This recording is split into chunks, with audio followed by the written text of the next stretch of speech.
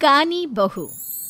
किशोरी लाल जी के बेटे राघव की शादी की बात जगह जगह चल रही थी, लेकिन किशोरी लाल जी को कोई लड़की पसंद ही नहीं आती थी। और उसकी एक ही वजह थी, किशोरी लाल जी का लालची होना।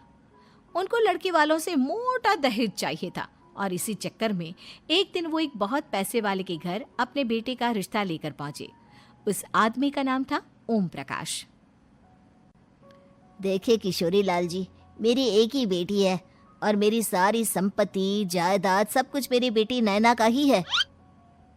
पापा, नाम से लगता है बहुत खूबसूरत होगी। कितना अच्छा नाम है ना, नैना। ओ, वैसे बात तो सही है आपकी। अब इतना पैसा है, जमीन जायदाद है, इकलौती बेटी, आप भी क्या करेंगे? सब कुछ उसे ही देंगे ना। बिल्कुल ठीक पहचाना आपने। बस बेटी की शादी और सारी जायदाद उसके नाम। पापा, बिना देखे हाँ कर दीजिए ना। इतना अच्छा रिश्ता फिर कहाँ मिलेगा? माला माल हो जाएंगे हम।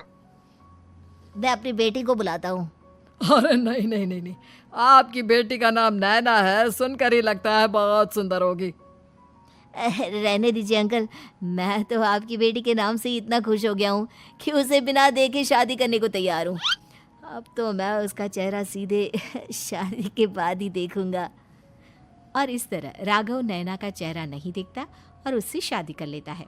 शादी के बाद अपनी सुहाग रात पर जब राघव नैना का घूंघट उठाकर देखता है तो नैना की आंखें बंद थी। कितनी खूबसूरत हो तुम नैना, जरा अपनी आंखें खोलकर मेरी तरफ देखो तो सही। नहीं, मुझे शर्म आती है। अरे, मैंने तुम्हें शादी से पहले भी नहीं देखा, और अब अगर तुम आंखें खोलकर मुझे देखोगी भी नहीं तो मुझे अच्छा कैसे लगेगा?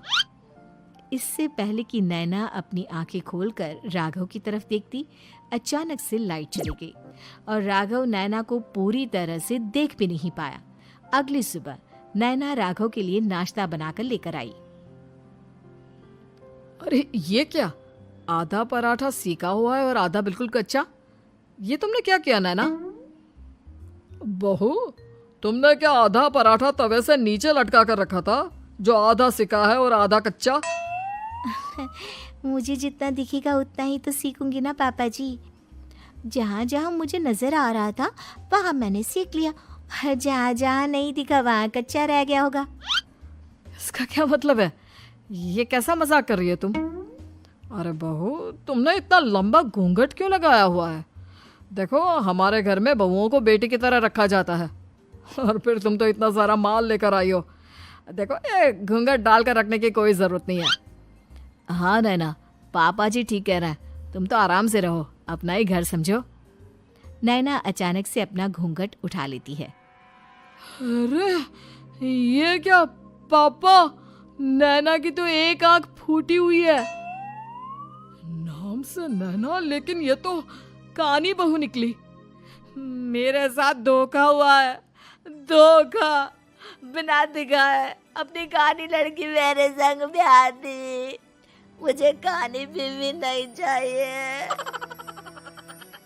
मुझे अभी ओम प्रकाश जी से बात करनी पड़ेगी। आखिर उन्होंने मेरे साथ ऐसा किया क्यों? अरे, आप लोगों ने ही तो पापा से कहा था कि आप लोग शादी से पहले मुझे देखना नहीं चाहते। अब मेरे पापा पर क्यों इल्जाम लगा रहे हैं? अरे लेकिन उन्हें बताना तो चाहिए था ना कि तुम कानी हो, एक आंख से तुम्हें दिखाई नहीं देता। किशोरी लाल और राघव नाराज होकर ओम प्रकाश को अपने घर बुलाते हैं। पापा जी, ये आपने क्या किया? शादी से पहले बताया क्यों नहीं कि नैना की आंखों में परेशानी है? अरे, आप ही ने तो लड़की देखने से मना कर दिया था। और लेकिन आप बता तो सकते थे। आपको तो हमारी बेटी की प्रॉपर्टी चाहिए थी, वो भी पूरी की पूरी।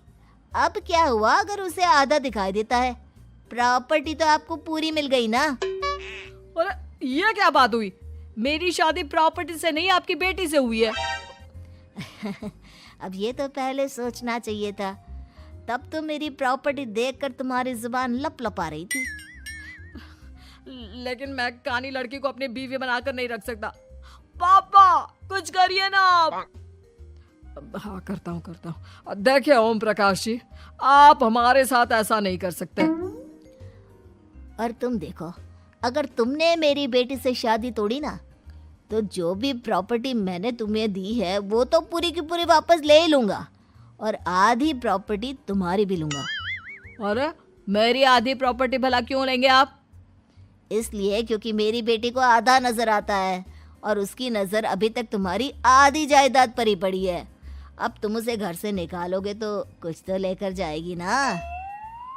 और अगर हम आपकी बेटी को अपने घर की बहू बना कर रखे तो?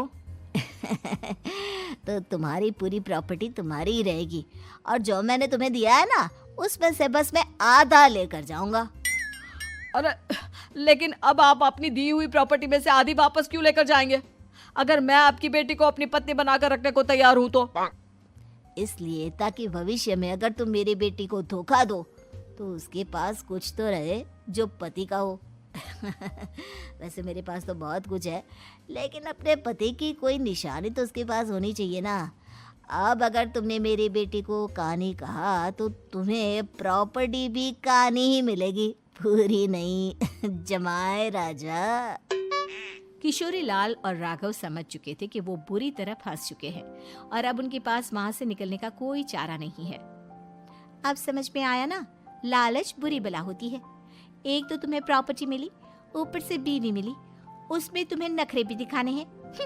आए बड़े, चुपचाप बैठो दोनों।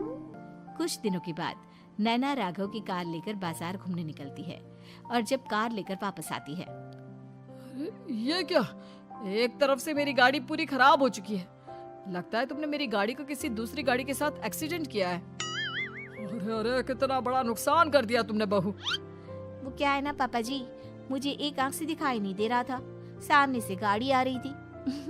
मुझे तो सिर्फ आधा ही दिखाई दिया और वो गाड़ी मेरी कार से रगड़ते हुए निकल गई। अब मैं क्या करूं बताओ? आप इसे ठीक कराने के पैसे कौन देगा? तुम्हारे पापा? तुमने मुझसे इस तरह से बात की? अभी रुको। नैना राघव की शिकायत ओम प्रकाश को कर देती है। देखो राघव, अब जो मेरी आधी प्रॉपर्टी तुम्हारे पास थी ना, उसमें से आधी और मैं लेकर जाऊंगा, क्योंकि तुमने मेरी बेटी को डांटा। अरे नहीं नहीं पापा जी, गलती हो गई, माफ कर दो। गलती की तो कोई गुंजाइश ही नहीं। अगली बार मेरी बेटी को डांटा तो बची हुई आधी में से आधी और ले जाऊंगा। लालच के चक्कर में हम दोनों ने बहुत बड़ी गलती कर दी बेटा। एक तो तुम्हें कानी बहू मिली और ऊपर से जो माल मिला वो भी काना। इस तरह राघव की हर एक गलती पर ओम प्रकाश उसकी प्रॉपर्टी का आधा आधा हिस्सा लेकर अपना सारा माल वापस ले गया और राघव को कानी बीवी से काम चलाना पड़ा। भाई लालच वाकई में बुरी बला है।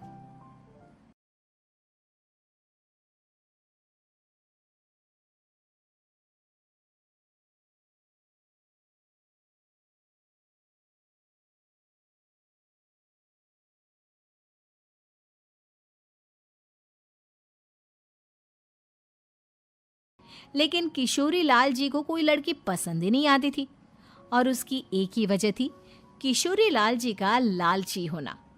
उनको लड़की वालों से मोटा दहेज चाहिए था और इसी चक्कर में एक दिन वो एक बहुत पैसे वाले के घर अपने बेटे का रिश्ता लेकर पहुंचे। उस आदमी का नाम था ओम प्रकाश।